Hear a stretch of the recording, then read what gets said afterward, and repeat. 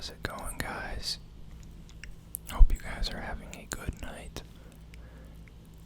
Today we're going to be taking a look at Agree Realty. This is a name that I bought a week or two ago in my dividend portfolio. It's very similar to Realty or Realty Income. O is the ticker. It's also somewhat similar to STOR Capital, which I've also talked about on this channel.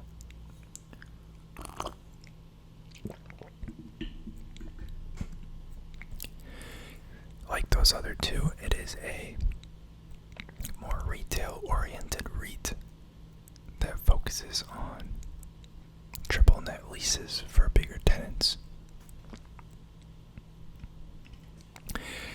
They have kind of an odd animation here on their home screen, but if we scroll down, it says they own 1,262 properties, 26 million square feet, and 68% of their tenants are investment grade. And what I really like about this company is they list every one of their properties. All 1,262. They break it down by state as well. So if you want to see. Sorry about that, guys. There was a fire truck or something driving down the street outside. So I had to make a cut. But as I was saying, if you click on a specific state, you can see all of the properties they have within that state, even it's broken down. You can see they have two ones out in Long Island here. Pretty neat that they even give the little locations. And then they list every single location here. You can see they own a lot of Dollar Generals in New York, Family Dollar, Gerber Collision, Harbor Freight, Hobby Lobby, LA Fitness, Discount Tire, a lot of Sherwin-Williams, Tractor Supply, Walgreens, Walmart. So all rather large companies, pretty solid tenants, if you ask me. We could look up, you can see how many Walmarts they have here. These are all places that they have Walmart as a tenant in, which is really neat. Or Verizon. Looks like they got only 5 or 6 there.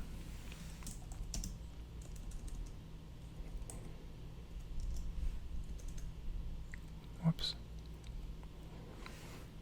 You can see they own a couple Chick-fil-A's. Love that place.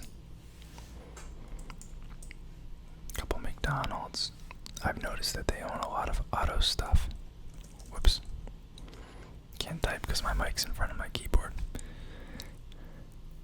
Advanced Auto Repairs, Advanced Auto Repairs, Advanced Auto Repairs, Advanced Auto Parts, Advanced Auto Parts, Advanced Auto Parts, Advanced Auto Parts. Like, it's crazy how many of these they own. There's a bunch of AutoZones, AutoZone, AutoZone, AutoZone, AutoZone, AutoZone, AutoZone, AutoZone. We're still in AutoZone. This is crazy. Then O'Reilly Auto Parts, O'Reilly Auto Parts, O'Reilly Auto Parts. This is nuts. O'Reilly Auto Parts still. O'Reilly Auto Parts. More O'Reilly Auto Parts. More O'Reilly Auto Parts. Oh my goodness. Oh my goodness, there's more. I didn't even know there was that many. That's crazy.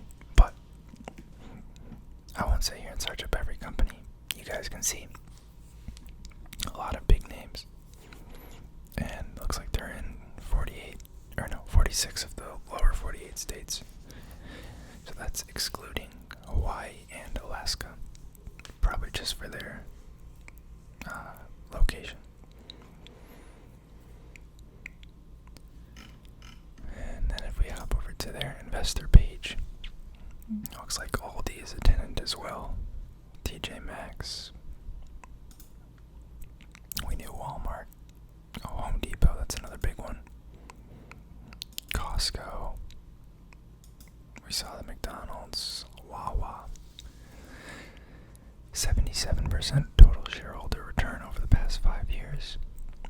12% compounded average annual return since IPO in 1994. And their dividend has had a 5% compound annualized growth rate over the past 10 years. Pretty solid if you ask me. I am a big fan of REITs, so I am probably biased. And this is not financial advice. Do your own research. This is just my 2 cents and for entertainment.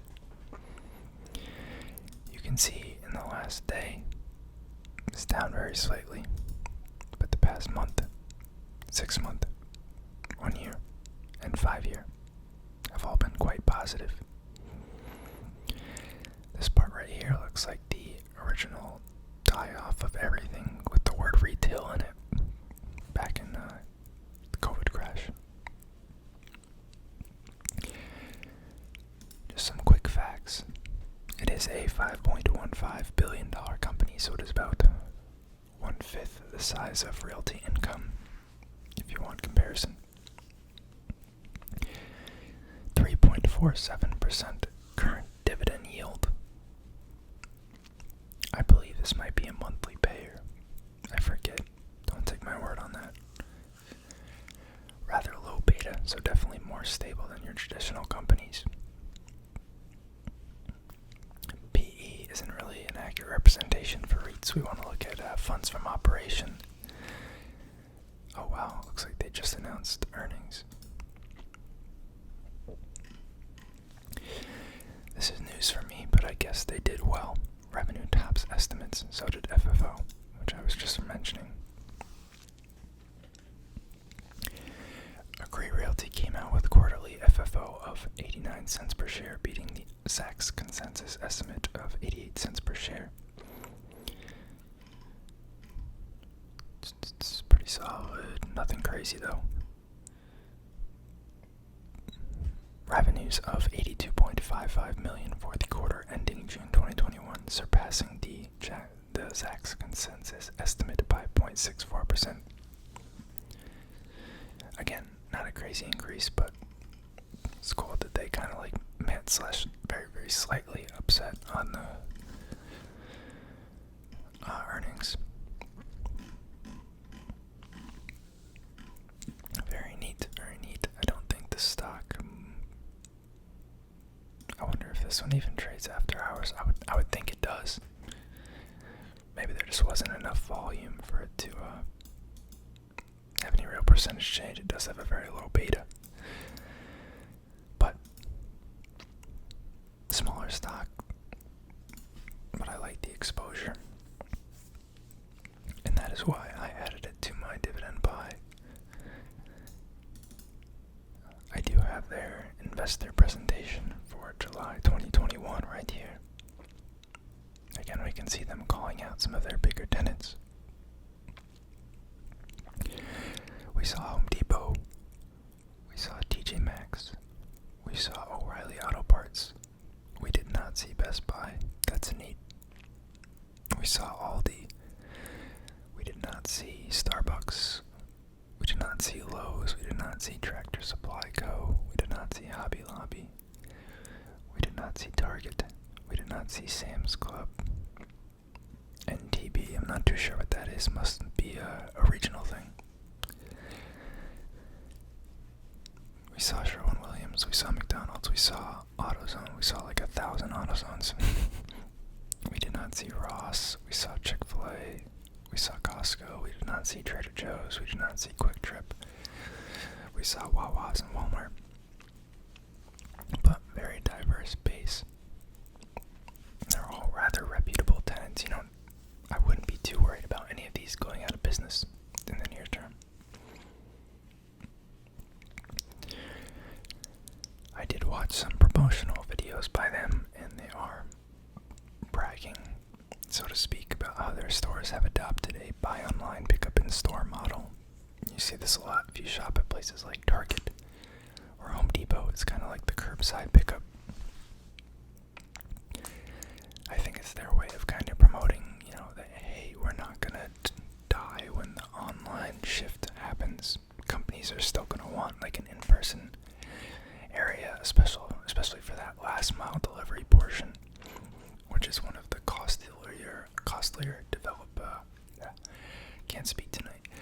costlier delivery options for companies.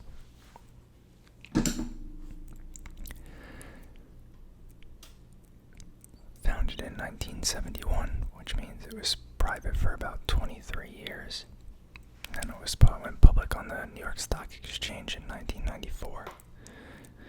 They have about $6.4 billion in net lease REITs, and it is headquartered in Bloomfield Hills, Michigan.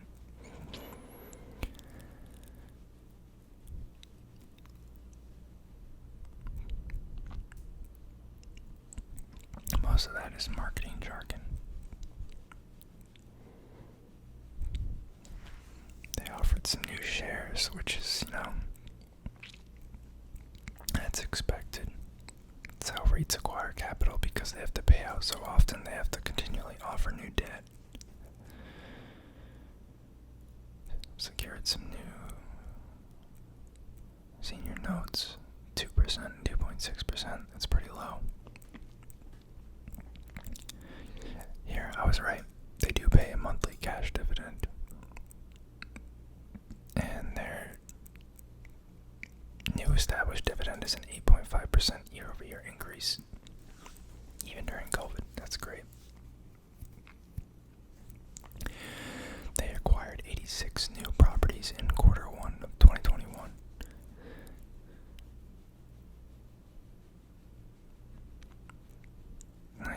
%, rent achieved in the past 8 months.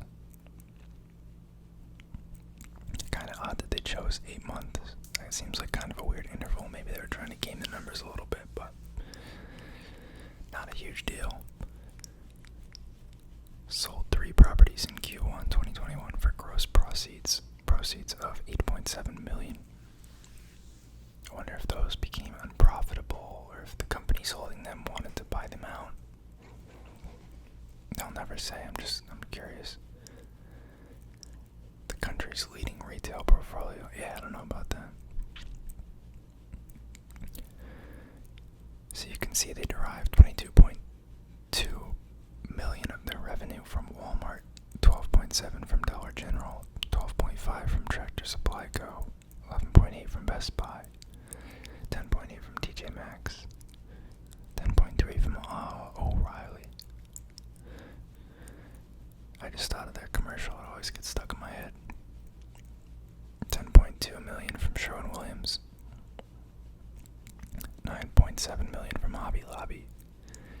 I don't think we saw CVS, but that's another neat tenant. 8.7 million. 8 million from Wawa. 7.4 million from TBC and DB. 7.3 billion from Burlington. It's probably the first company I'm not really a huge fan of, but you get what you get. 7 million from Kroger. 6.9 million from Lowe's. 6.8 million from Home Depot. 6.8 million from Dollar Tree. 5.8 million from Walgreens. 5.6 million from Sunbelt Rentals. 5.5 million from AutoZone. And the rest accumulates to $135.4 million. And that brings us to a total of $311.4 million in annualized base rent. And you can see their sectors are broken down here, so home improvement is their biggest portion. Not by a crazy margin. Then grocery stores. We knew tire and auto services were going to be in there. Then convenience stores. General merchandise. Off-price retail. I guess auto parts is different from auto service. I kind of feel like that should be the same category. Maybe they broke it down to make themselves not look too concentrated, which is kind of screwy, but dollar stores is 5.9%, pharmacy is 4.9%, consumer electronics 4.4%.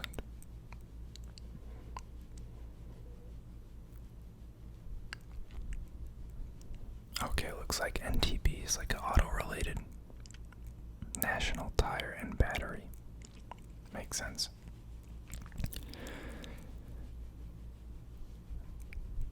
Yeah, what I say, I don't like Burlington. I knew. I'm kidding. But these are definitely like the less safe companies. Maybe not Goodyear, but like Burlington and like Michaels, like those are much less recession proof. Like people are still going to need to get their cars serviced, and people are still going to be going to Costco and Amazon and such when the stuff hits the fan, if you know what I mean. 86% are national chains, 2% are franchises. That's not, I don't know if that's exactly accurate. I know McDonald's is a franchise. So is Chick-fil-A. I think some of these other stores as well. I'm not really sure how they derive that, but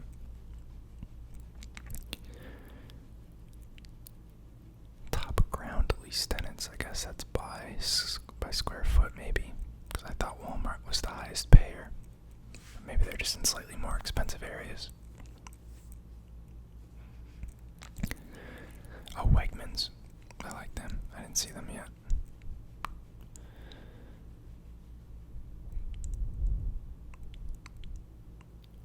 Okay, they're decreasing exposure to LA Fitness and Planet Fitness, as well as AMC, Cinemark, and Regal, and Dave & Buster's. All good moves on their part. It's a relatively small change, though. 3.58%. I think that's what the 358 basis points stands for. Very, very small change. But then again, it's not a huge part of the revenue as it is, I don't think. Health and fitness is only 2.2%. Movie theaters is only 1.2%. I'm pretty sure, like, Realty Income might have a higher exposure to these than Agree Realty does. Corporate jargon. So we can see their retail investment stalled a little bit in 2020. Well, I guess 2020 leading into 2021. Which makes sense, cut them some slack. They did increase the dividend though, so they're not hurting too bad.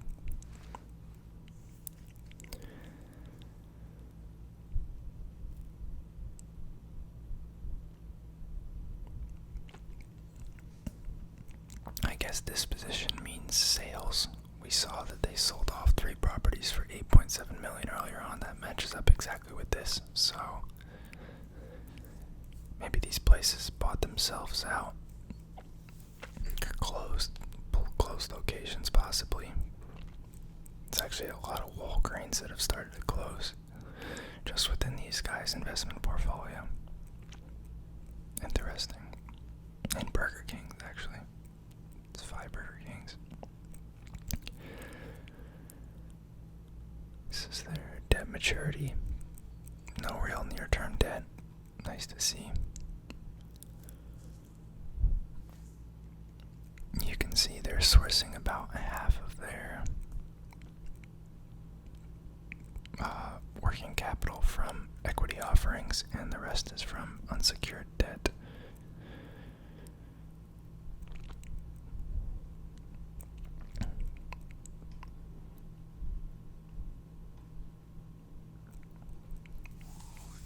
But yeah, pretty neat. Overall, I think it's a pretty solid company, but don't take that as investment advice. Do your own research. Hopefully you guys enjoyed the video. Feel free to drop comments down below, and I'll see you next time.